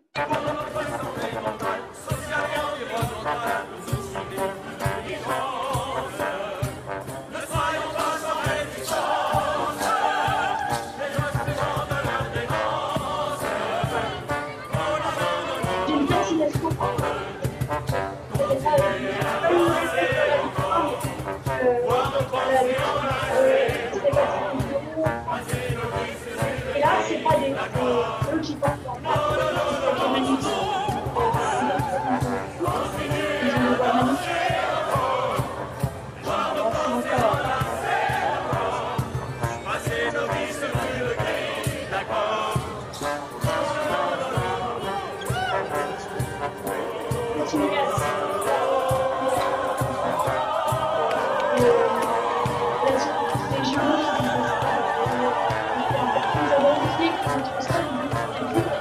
Nous le faisons chaque jour et tous les jours, et qu'à toutes les heures de la journée, nous atteignions notre but véritable. Si nous vivons, que nous atteignons pardon, notre but véritable, si nous vivons. Tous les gens civilisés se représentent les jours comme longs, et bien non, les jours sont ronds. C'est-à-dire qu'en fait, à chaque minute, à chaque seconde, on vit, et donc c'est ça le but véritable d'un être vivant, c'est de vivre. Et du coup, ça va être important. Et ce que dit, donc il y a un philosophe, pardon, on n'entend pas Julie, c'est musique. Okay. Du coup, ouais, ce que dit le philosophe Alain Guillard, qui est un philosophe particulier, moi j'aime beaucoup, qui est un sacré personnage et qui lui a beaucoup contesté aussi ce qui se passait pendant ce temps-là. Alors, il avait théorisé ça avant, plutôt pour les vieux. D'ailleurs, du coup, alors je dis les vieux, pour ceux qui ne connaissent pas, c'est parce que le mot vieux est un mot qui existe en fait, et qui n'est pas péjoratif dans le dictionnaire. Et donc, tant qu'il n'a pas rajouté péjoratif dans le dictionnaire, j'utilise un dico, peut-être un gars, mais du coup, je trouve que les mots ont du sens. Et Alain Guillard, il dit ceci, il dit il y a 3 éloges importantes à faire. Premier éloge, l'éloge de la panne, c'est-à-dire que quand ça ne marche pas, il ne faut pas essayer de faire à tout prix que ça continue à marcher. En fait, quand ça ne marche pas, il faut s'arrêter et il faut réfléchir à comment faire marcher autrement. En fait. Ça aurait été l'objectif, ce que tu disais tout à l'heure, du premier confinement. Ça, il y a un truc qui ne marche pas, qui était un truc important, de dire on est dépendant de la Chine pour les masques, on est dépendant de la Chine pour tout. Du coup, il faut qu'on arrête quelque chose et il faut qu'on reprenne du pouvoir. En fait. La panne, c'est le moment où justement toute la créativité humaine arrive. En fait. C'est-à-dire qu'il ne faut pas avoir peur de la panne. En fait. Quand ça ne marche pas, c'est le moment où toute notre capacité à innover, à créer, elle apparaît en fait. Et du coup, cette crise, elle aurait dû être vecteur de ça, au lieu de dire il faut continuer quoi qu'il en coûte. Ça, le quoi qu'il en coûte. Alors là, c'est la fin du quoi qu'il en coûte, puisque du coup, on a repris. Mais il faut continuer quoi qu'il en coûte. Ben non, c'est pas quoi qu'il en coûte. On ne peut pas continuer comme on en fait si on ne peut pas continuer. En fait. C'est-à-dire, c'est trouver aussi peut-être une autre possibilité d'organisation. Alain Guillard, il dit qu'il faut aussi faire l'éloge de la vacance. Pas des vacances, de la vacance. C'est-à-dire, il dit être désaffecté, cesser d'être affecté à une tâche et réapprendre à être des individus qui contemplent, des individus qui réfléchissent, des individus qui pensent. D'ailleurs, justement, il y avait un comment s'appelle, un théologien qui faisait l'éloge de la contemplation, je crois. Oui, tout à fait. S'émerveiller, s'émerveiller. C'est ça. S'émerveiller, et du coup, c'est plonger dans les choses. C'est-à-dire qu'au lieu de plonger en soi, la fatigue nous plonge en nous-mêmes. La fatigue, elle nous ferme à l'autre, en fait, à l'altérité, à la différence, à la beauté du monde. Alors que, justement, la joie dont parlait Eric Fiat, elle nous ouvre à l'autre, elle nous ouvre au monde. Et la vacance, c'est le moment où il ne se passe rien. Et du coup, il se passe tout, en fait. C'est dans ce temps de vide. Moi, dans mon boulot, c'est le moment le mieux. Je suis devant mon ordi, j'essaye de construire mon truc là sur la fatigue. En fait, je vais y passer des heures et des heures et rien ne se passe. C'est terrible, c'est frustrant. Je prends mes baskets, je vais faire le tour du lac à côté de chez moi et je reviens, tout est lumineux et tout va se positionner tout seul. En fait, il ne s'est rien passé, mais il s'est tout passé parce qu'il faut qu'il y ait du temps de vide pour que les choses puissent prendre place. En fait. Il faut qu'il y ait du temps de respiration. En fait, hein. Quand on fait de la musique, par exemple, il y a tout le temps un temps de vide. Il y a tout le temps dans le rythme. Il y a des moments où il se passe des choses et des moments où il ne se passe rien. En fait, c'est ça qui amène la beauté de la musique. C'est les associations entre les temps où il n'y a rien et les temps pleins, en fait. Et puis le troisième point qui est important, c'est l'éloge de la frivolité. On est beaucoup trop sérieux, en fait. Le problème de notre société, c'est qu'on est, on est beaucoup, beaucoup trop sérieux. On pense beaucoup trop à la gestion des risques. Et vivre, c'est pas un jeu sérieux. C'est pas du tout sérieux de venir au monde pour un... vous allez finir avec la pêche, hein, mais venir au monde pour y mourir, qu'est-ce que c'est que ça? Si je regarde la vérité de la vie, mais c'est terrible, c'est tragique, c'est pas un jeu sérieux, il ne faut pas se prendre au sérieux. Qu'est-ce qu'on est en fait? On est des tout petits bouddhas en fait. Et Du coup, c'est comment Jolien qui dit qu'il se met en colère, vous savez, parce qu'il y a ces mots, hein, il y a 2-3 pétasses dans le bus qui se moquent de lui. C'est un philosophe qui est handicapé, il dit voilà. Enfin, et Mathieu Ricard lui dit mais ton problème, c'est une erreur de perspective. L'univers a des milliards d'années et toi, tu focalises sur 2 nanas dans un bus qui se moquent de toi. Ton problème, c'est ça. Et notre problème à nous, c'est ça aussi, c'est une erreur de perspective. On est beaucoup trop sérieux, on se prend beaucoup trop au sérieux les uns et les autres. En fait. Moi, je suis toujours sérieux. Vous êtes toujours sérieux. Moi aussi, c'est mon problème, je suis beaucoup trop sérieuse. Le problème du sérieux, c'est aussi ça, c'est que on se donne aussi trop d'importance en fait quand on se pense sérieux. Alors que quand on sait que on est peu de choses et que la rencontre est beaucoup plus facile en fait. Et du coup, la fatigue, elle vient de ça. Elle vient qu'on veut jouer sérieusement à un jeu qui ne l'est pas en fait. Et si on prend la vie comme elle est, avec plus de frivolité, avec plus peut-être de philosophie justement, eh bien, du coup, les choses arriveront peut-être plus légèrement. Et du coup, juste, on va aller à la conclusion. Alors, encore un petit point. On va arriver à la sagesse. La sagesse, ça, je ne sais pas si on y arrivera. Lever le pied, vous avez vu tout le travail qui est fait, puisque du coup, j'ai mis la patte de chat à côté, puis lever le pied. C'était un grand travail hein, de faire lever le pied, évidemment. J'ai pris Nietzsche, qui est un philosophe malheureusement mal aimé, mais certainement à tort, qui dit ceci: par manque de repos, notre civilisation court à une nouvelle barbarie. C'est vieux, hein, c'est quand même. En aucun temps, les gens actifs, c'est-à-dire les gens sans repos. Dans certaines traductions, on retrouve les agités. Donc, ce sera à vous de choisir si c'est les gens sans repos ou les agités, n'ont été plus estimés. Il y a donc lieu de mettre au nombre des corrections nécessaires que l'on doit accorder au caractère de l'humanité la tâche de fortifier, dans une large mesure, l'élément contemplatif. C'est particulièrement, il y a une résonance très forte aujourd'hui. Ceux qu'on admire, ce sont les agités, ceux qui s'agitent, qui se jettent partout, qui ont un mot sur tout. Mais en fait, réagir là, voilà, aux informations qui arrivent, c'est ça qui fait dire des imbécilités, en fait. C'est-à-dire qu'il faut un temps. Je n'ai pas compris ce qui m'arrive là. Et je pense que personne n'avait compris. Et du coup, c'est ce qui amène la déclaration du président de la République qui dit qu'il faut continuer à aller au théâtre, rappelez-vous, il faut continuer à avoir une vie normale, il faut continuer. Et 6 jours plus tard, il faut rentrer chez vous et fermez-moi tous ces théâtres. Bande d'irresponsables, parce que c'était ça aussi, à cause de qui le virus se transmet, parce que vous n'avez pas la capacité à respecter ces fameux gestes barrières et ces distances sociales. Mais l'être humain, il n'est pas fait pour de la distance, en fait. Hein. L'être humain, il est fait pour être touché, pour être aimé. Enfin, et du coup, on n'est pas à l'aise là-dedans. Et la dimension contemplative, ce n'est pas une dimension passive. Par contre, Nietzsche ne dit pas il faut prendre son fauteuil et attendre que le temps passe. Dans le contemplatif, il y a se poser, regarder, comprendre et ensuite agir. Et non pas agir de façon agitée, agir de façon concertée, réfléchie, et donc de façon certainement plus adaptée.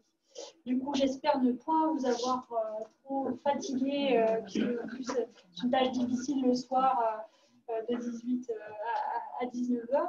Je vous remercie de votre attention et de votre présence.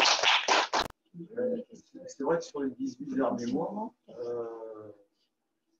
on nous a presque demandé d'être aussi binaire que la machine qu'on utilise pour exister, quoi, en fait. Le lien, la nuance, la discussion, l'échange sont devenus, aujourd'hui c'est binaire, ça marche pas. Plus fort. C'est comme la machine, quoi, en fait. Et ça, moi je trouve ça vraiment préoccupant, quoi. Le monde numérique est binaire, hein, c'est 0, 1, ça marche, c'est oui, non. Et j'ai l'impression qu'on est devenu une contrainte, une pression, et qui du coup est fatigante parce qu'on a beau essayer, on dit que ça marche pas, alors qu'on dit que ça marche, mais en fait non. Oui, il y a Miguel Benassaya qui est philosophe et psychanalyste qui a fait un ouvrage qui s'appelle Fonctionner ou exister, et dans lequel il fait la différence. Un être humain, ça ne fonctionne pas. Un être humain, il existe et du coup, on ne peut pas le canaliser dans un espace, voilà, il n'est pas binaire en fait. Il est plein de contradictions. On l'a dit ce matin par exemple sur les violences. L'être humain, il n'est pas tout méchant ou tout gentil. Il est dans cette diversité, voilà, il n'est jamais là où on l'attend. Et le problème, c'est que pour qu'il soit là où on l'attend, il faut il faut le fermer, il faut le confiner, il faut... Et pour ramener aux soins, ce que je disais tout à l'heure, là, sur ces parts d'humanité qui s'ouvraient dans le monde du soin, ben, ça s'est vite refermé quand on a aussi mécanisé, tout est devenu très protocolaire, hyper protocolaire même, et ça peut perdre beaucoup de gens, c'est effectivement super fatigant. C'est la question.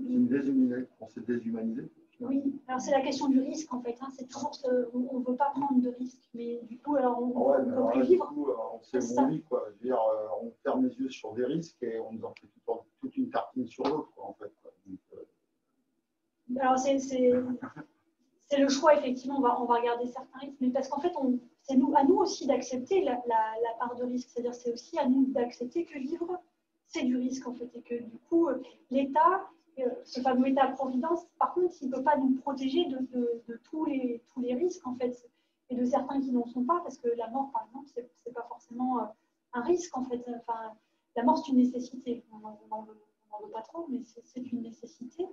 Et la crise Covid, c'est un rappel de ça en fait. Hein. Nous sommes vulnérables. On n'avait longtemps pas été touchés par des épidémies. C'est vrai qu'on pensait que ça ne pourrait plus arriver. Il y a un philosophe, c'est Guy Choulin, qui a travaillé beaucoup sur justement la fatigue, et dans son bouquin sur la fatigue qui date de 2008, je crois maintenant, il met ça. Nous ne sommes plus à l'ère des pandémies, et on n'y croyait plus. Enfin, voilà, on pensait vraiment qu'on avait tellement aseptisé les choses que c'est un rappel que voilà, la vie est plus forte que nous, parce que quand même, le virus, c'est ça, c'est la vie en fait qui s'infiltre, et que on pourra mettre toutes les barrières qu'on veut. En fait, la vie, les barrières, elles s'en foutent, les gestes barrières, à moins de ne plus vivre, parce que c'est ça, quoi, c'est plus touché, plus. Je pense que le problème, c'est toujours la mesurabilité. Hannah Arendt le dit très très bien, c'est le drame de l'homme, c'est la statistique. C'est quand on invente la statistique et qu'on pense que tous les phénomènes peuvent s'interpréter de façon statistique. Le problème, c'est que ce qu'on perd là aujourd'hui ne se quantifie pas de façon statistique, c'est-à-dire qu'on perd l'informel. Par exemple, dans les équipes, on continue à faire des réunions, on continue à se voir en Zoom, mais en fait, le plus important, c'est le café. C'est ce partage-là au moment où on discute de choses et d'autres, qui n'est pas du temps de travail, qui est pas... En fait, si, l'essentiel du travail est là, parce que quand je connais l'autre, je travaille beaucoup plus facilement avec lui, j'ai plus plaisir à travailler avec lui, et du coup, ce qui me fatigue, c'est ça, c'est d'être dans des relations utilitaires à l'autre. Moi, je ne veux pas de ça, j'ai besoin d'affect.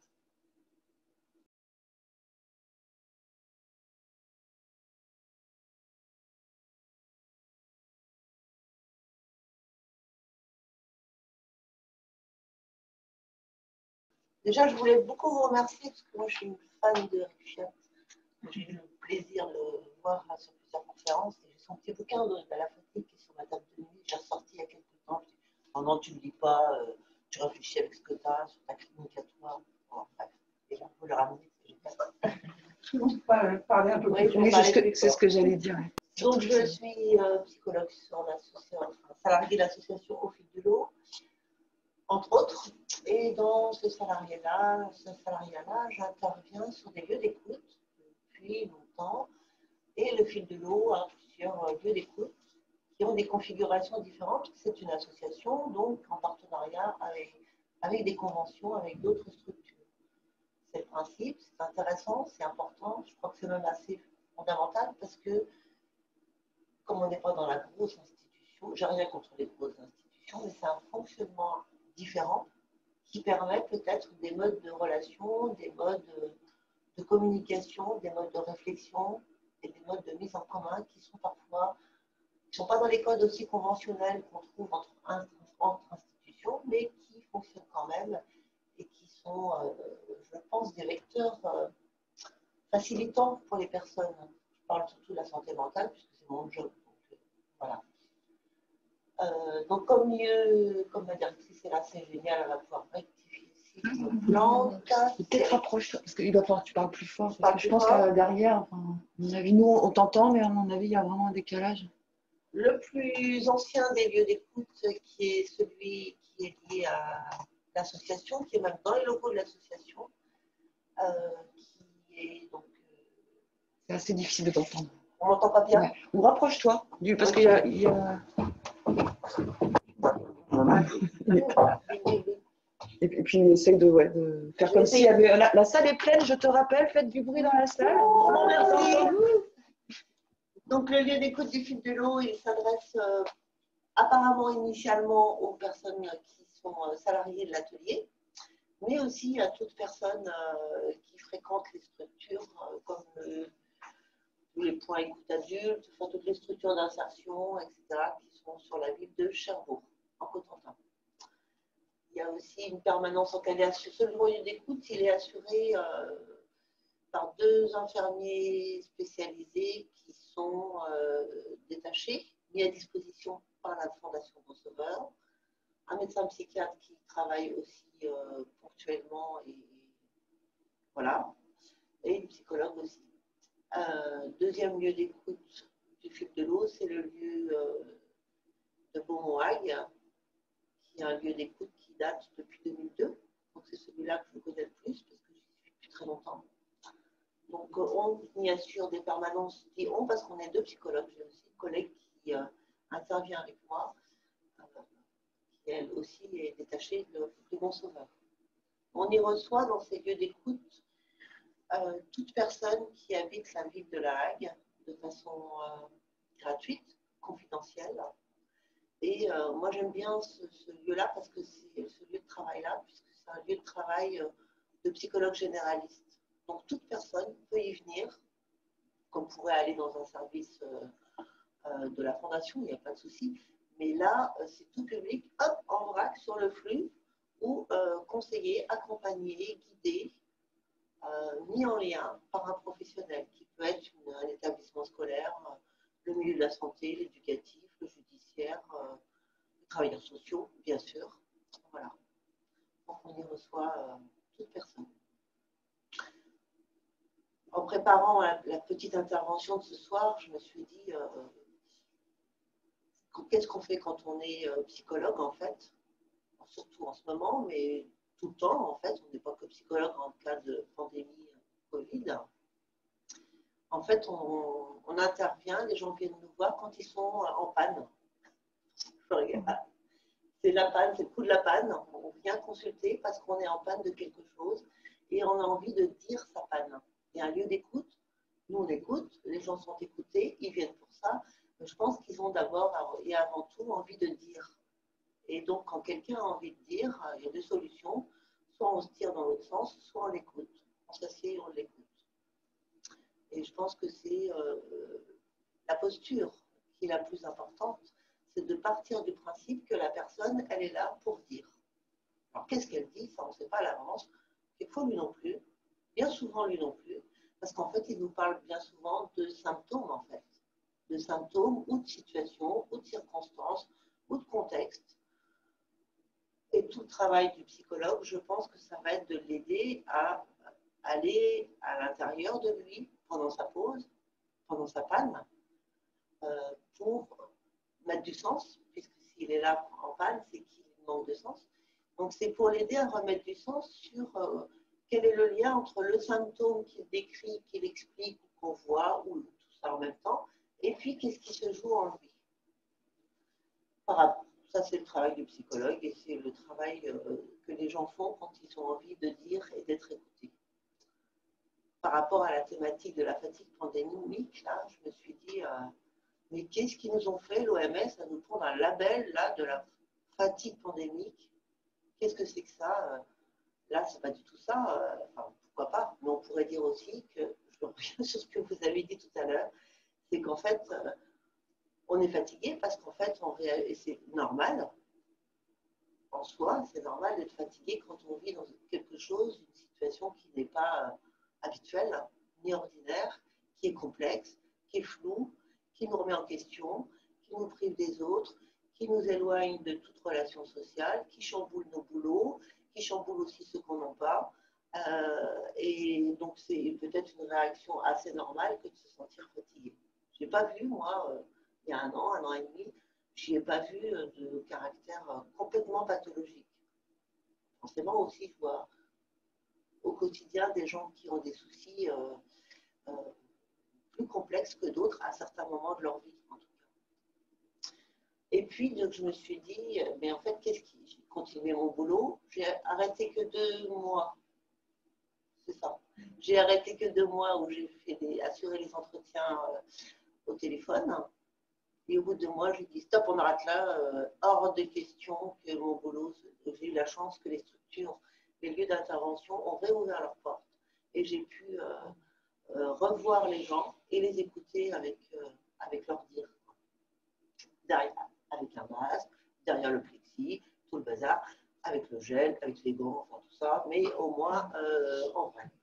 Et pour moi, c'était fondamental. Je me suis dit, je ne vois pas mon boulot en distanciel, perpétuellement. Et en même temps, j'étais du côté de mon activité libérale. C'était assez intéressant parce que je crois que depuis mars, je n'ai pas compté, mais je pense que j'ai été sollicitée à peu près 3 fois par mois par des sites de consultation à distance, machin. Vous savez, maintenant, les psychologues, il faut absolument qu'ils s'y mettent et tout ça.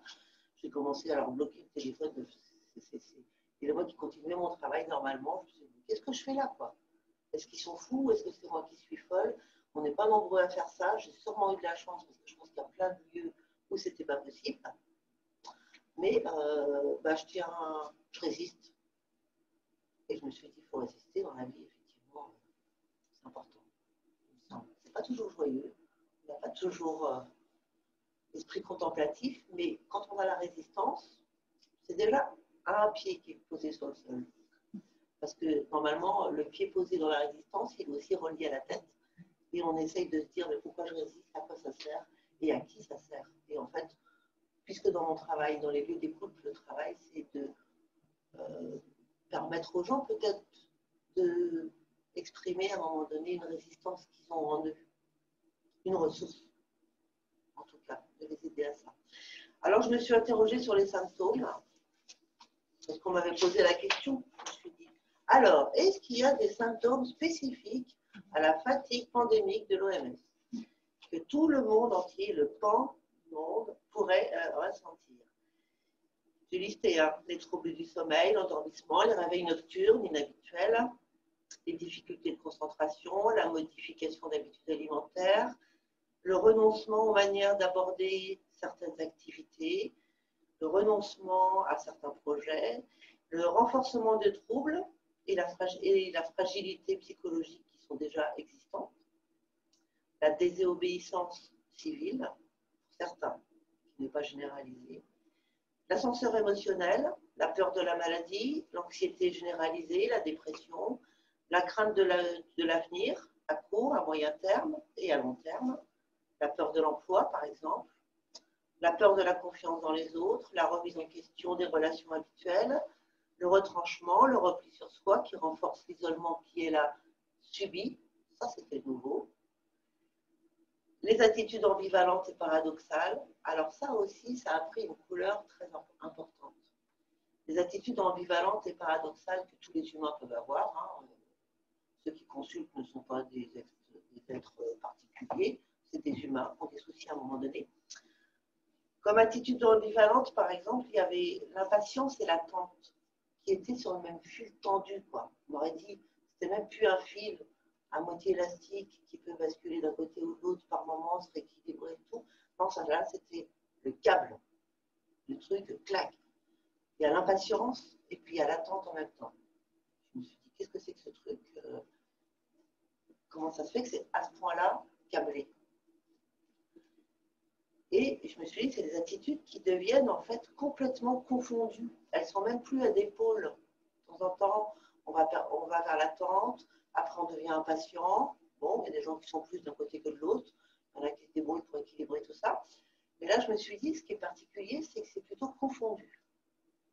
Et si on ne peut plus distinguer des choses qui n'ont pas le même mot, qui n'ont pas le même nom, qui ne renvoient pas aux mêmes réalités et aux mêmes symptômes, mais qu'est-ce que c'est que ceci? Et aussi, un autre type de paradoxe ou d'ambivalence, c'était la passivité, l'activisme. Vous en avez parlé tout à l'heure, sous d'autres mots, mais c'était ça. Je m'agite à fond, je fais tous les joints de ma cuisine, je fais tout, et puis après, je me fous devant la télé, je regarde Netflix pendant 5 heures, c'est génial. Une espèce de truc comme ça, Je range tous mes fringues, mais je reste en pyjama. Ok. Mais non, mais c'est vrai, c'était bizarre. C'était bizarre. On fait le jardin. Moi, j'avais de la chance d'avoir un jardin. On fait tous mes voisins à côté. Tout le monde faisait son jardin. C'était nickel. C'était nickel. Et puis, bah, on se boit à l'apéro plus tard. Qu'est-ce que t'as mis, toi? Ah, ben merde, tu vois pas. Enfin, ça ne ressemble à rien. On salue l'absurde, le manque de relation. L'apathie, le manque de désir, autre symptôme. La perte de sens, et puis bah, plus extrémiste, plus extrême, plus secours, les tentatives de suicide, évidemment. Donc je me suis dit, en fait, est-ce que ce sont, sincèrement, je n'ai pas pris tous les bouquins, mais est-ce que ce sont des symptômes vraiment spécifiques? Et je me suis dit, non, c'est pas ça le truc. Le truc, c'est que on dirait que c'est un burn-out de ces symptômes-là. Pour les mêmes mots. Quelqu'un qui pourrait être dans ce paradoxe impatience attente, ou un autre qui serait dans un état dépressif, ou un autre qui serait trouble du sommeil, ou alimentation désordonnée, je ne sais pas quoi. Ce symptôme-là qu'il pouvait avoir par rapport à des situations, etc., là que ça, comme on dit, en psychiatrie, ça flambe. Et là, ça a pris une proportion où les gens n'arrivaient même plus, parfois, à le nommer. Quoi. Je me suis dit, là, on est dans un burn-out qui est quand même assez bizarre, parce que ça ne se rattache pas à grand-chose. Mais en même temps, il n'y a rien à quoi se rattacher. Donc, c'était bizarre. J'ai observé ça chez les publics que je vois. Alors, il y avait des enfants, des adolescents, des collégiens, des lycéens, des étudiants, des personnes en insertion professionnelle, autre situation, des femmes seules qui vivent avec leurs enfants, des gens âgés, des célibataires. En gros, c'est des publics chez qui des personnes qui ont aussi des maladies chroniques déjà existantes. Donc, ça pouvait être des publics qui me semblaient, de ceux que j'ai vus, qui me semblaient encore plus vulnérables que la moyenne. Alors, parce que je me suis demandé pourquoi. Je me suis dit, alors, tout le monde disait à la télé et à la radio, parce que moi j'écoute France Culture, un petit peu plus de recul, ben, tout le monde disait, mais les enfants ne sont pas touchés, mais ils s'en foutent complètement. Les étudiants, ça va, ils bossent, ils sont concentrés. Ceux qui n'ont pas de boulot, bah oui. Ah, les femmes qui sont seules avec 4 gosses dans leurs 2 pièces au 5e étage ou 11e étage, oui, bon, bah d'accord. Je me suis dit, non, non, ça ne va pas du tout. Les enfants, j'en ai vu plusieurs qui ont pété des plombs, des collégiens aussi, des étudiants. C'est bien, l'intérêt de la télé et de tout ça, c'est qu'on a pu aussi les aider à leur dire si ça ne va pas bien, si vous vous sentez trop vulnérable, il faut aller consulter. Donc ça, c'est... Je ne sais pas si c'est bien pour les psychologues, en tout cas, c'est bien pour eux de pouvoir leur donner cette perche et cette porte d'entrée-là. Les gens âgés, oui, j'en ai dit, je l'ai parlé. En fait, des gens qui sont dans des publics, on va dire, qui sont dans des situations où ils doivent construire quelque chose de leur vie. Les enfants, bah, c'est clair, ils apprennent toute la journée, ils gambergent, ils font, machin. Des jeunes, plus jeunes aussi, des gens en insertion, bah aussi, ils construisent un projet professionnel. Les gens âgés, on pourrait dire, ils ne construisent plus rien. Si, ils doivent survivre, ce qui est déjà pas mal, faire en sorte que ça n'aille pas trop mal là où ils en sont dans leur état actuel en allant vers la fin de leur vie, puisqu'ils savent bien. Quoi. Ils maintiennent, construire pour eux, ils maintiennent grâce à leurs souvenirs, grâce à toute leur vie qui s'est passée. Quoi. Mais en fait, toutes ces populations-là, je pense que je me suis dit, ils ne peuvent plus construire, ils ne peuvent plus connaître, ils ne peuvent plus vivre. En fait. Les autres, ils ont une vie, ils ont un boulot qui soit... Enfin, globalement, hein, je vais pas mettre... pour les autres, peut-être que c'était un tout petit peu plus facile. Peut-être. Quand on est dans une ville moyenne, je ne vis pas dans une grosse métropole. Les gens qui étaient isolés avant, il y a eu un phénomène de surisolement. Ouais. Pour beaucoup. Je l'ai dit, oui, les célibataires, mais je voulais dire les gens isolés. Tous les gens isolés, oui. Déjà seul. Surisolement, oui. Ah. Tout à fait. C'est clair. Ah bah oui. J'ai vu quelques-uns. Ah bah il y a beaucoup de gens qui ont sombré, oui. Il y a même des gens qui travaillent, en fait. Ah oui, oui, oui. Il y a des gens qui sont isolés dans leur vie et ils tiennent par le travail. Tout à fait. Et que dans la vie qu'ils ont au travail, pour peu qu'ils soient en décalé, qu'ils travaillent de nuit, qu'ils se retrouvent le jour, du coup, là, c'est. Ah bah, plus rien d'autre. Ouais. Quelqu'un qui vit seul. Oui, mais en même temps, ceux qui vivaient seuls, qui mangent seuls, C'est ils ça. étaient déjà habitués ils n'ont pas eu le choc du changement. Bah, C'est leur quotidien continué, ils ont continué à rester seuls. Et moi, je me suis dit, en fait, pour les gens qui n'allaient pas très bien du tout, pour des gens qui seraient en très grande difficulté d'équilibre psychologique, vraiment en très grande difficulté, peut-être que pour ces gens-là, un certain nombre de choses se sont maintenues parce que l'isolement pouvait faire partie, pour un certain nombre d'entre eux, de leurs ressources. Et que là, du coup, ils ont pu, je ne suis pas sûre, se sentir protégés. Sauf que, par exemple, les accompagnants, les soignants qui étaient là autour d'eux habituellement ne pouvaient plus l'être de la même façon. Et ils ont pu aussi craquer plus tard. En fait, les gens qui étaient isolés dans leur vie, quand les bars étaient ouverts, quand il y avait une activité en ville ou dans leur patelin, il y avait le petit tour tous les jours qui faisait rencontrer les gens. Et là, vachement moins. Donc, il y a un facteur qui fait bon. Ça me faisait penser, alors vous l'avez dit aussi, c'était le fait de, vous avez dit le sommeil du juste, et j'y ai pensé. Moi, je me suis dit, alors c'est quoi le sommeil du juste ou c'est quoi le juste sommeil? Parce que les décalages horaires, alors là, avec les publics jeunes, je l'ai vu dans les grandes larges, pas que les publics jeunes, hein, mais les publics adolescents, c'était très important. Ce qui était particulier aussi, c'est que c'était, je pense, pour les jeunes qui sont encadrés, entourés de des adultes, qui sont leurs référents, leurs modèles, leurs confrontants aussi, importants pour leur développement. Là, les adultes autour d'eux, dans le même cas qu'eux, au pyjama, avec la télé, avec je ne sais pas quoi, sans avenir, sans repère, dans le flottement total, sans information. Je me suis dit que ça ne m'étonne pas finalement, j'ai fini par me dire, enfin, je n'ai pas fini, mais je me suis dit, je ne suis pas étonnée que les enfants, les adolescents pètent des câbles et s'enferment encore plus, parce que là, les adultes autour d'eux, ils n'ont rien à leur apporter. Ils sont dans le même cas qu'eux. Alors que normalement, un adulte, il amène quelque chose aux enfants. Même si c'est pour l'engueuler parce qu'il ne range pas ses chaussettes, mais il amène quelque chose. Et là, le gros cirque. Plus de référence, plus d'apport. Je passe évidemment les situations, parce que j'en ai rencontré plusieurs, de familles où les enfants, les adolescents n'étaient pas équipés de matériel informatique. Donc, c'est génial, les visios, quand on a pas d'ordi, c'est top. On n'a qu'un petit téléphone portable comme ça, comme si dans la famille, on n'a que 2 pièces, allez, on y va. On les trempe dans le ravioli, c'est super. J'ai rien contre la technologie. La question du sommeil, voilà, je me suis dit, est-ce que c'est la société qui est en sommeil? Est-ce que ce sont les groupes de personnes qui sont en sommeil?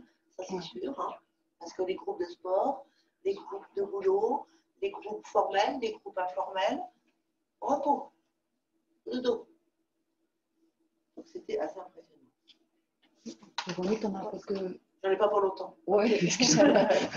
Et en fait, à travers ces symptômes que j'ai essayé de lister, que je me suis dit qu'ils ne sont pas complètement spécifiques, à part le fait qu'ils flambent plus, je me suis dit, en fait, qu'est-ce qui est en jeu? Parce que j'ai vu assez peu de gens qui me disaient, ça ne va pas à cause du Covid. J'en ai eu très très peu. Par contre, ils exprimaient leur situation, ils disaient leur situation, leurs symptômes, leurs réflexions. Et là, en creusant, on s'aperçoit qu'en fait, ça touche des choses qui sont des questionnements existentiels de tout à chacun, des thématiques, on va dire, des dimensions psychologiques qui sont classiques, ordinaires, mais qui là prenaient une ampleur différente, parce que le contexte était différent. C'est le lien avec le structurel et le conjoncturel de tout à l'heure. De péter les plombs parce que quelque chose ne va pas dans sa vie, ça peut arriver. Après, quand la conjoncture s'y met, c'est une autre chose.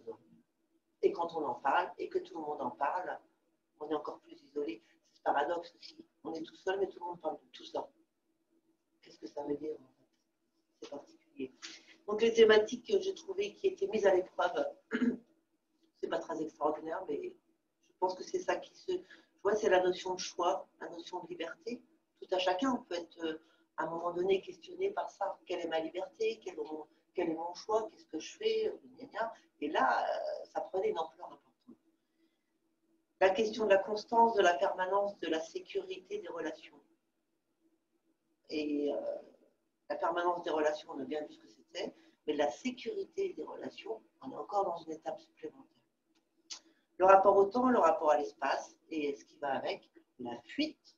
On ne peut pas bouger, dis donc. Donc la fuite psychique, avec la fuite physique, et puis la fuite existentielle aussi. Un certain nombre de gens qui se sont tournés vers des pratiques pour oublier qu'ils ne pouvaient pas fuir alors qu'ils auraient voulu fuir. Les annonces. C'est une question. Non, on a remarqué dans mon association qu'il y avait beaucoup de retours aux addictions. Voilà, c'est ça. C'est ce que je voulais vous dire. Par exemple, des gens qui, voilà, Qui en avaient pas et qui. Maintenant, qui plus fort. Plus fort, plus fort. Voilà, c'est ça. En fait, comme les gens ont eu peur, ils se sont réfugiés dans leur addiction un peu plus forte. Ouais. Ils ont dit peut-être que ça va me sauver. Bah, surtout tout seul, hein, ça ne se voit pas, dis donc. Après, personne ne le sait, même les soignants. Une autre question qui m'a vraiment intéressée, là, c'était la dimension de ce que c'est qu'on était soumis depuis le X mars, là, soumis aux annonces.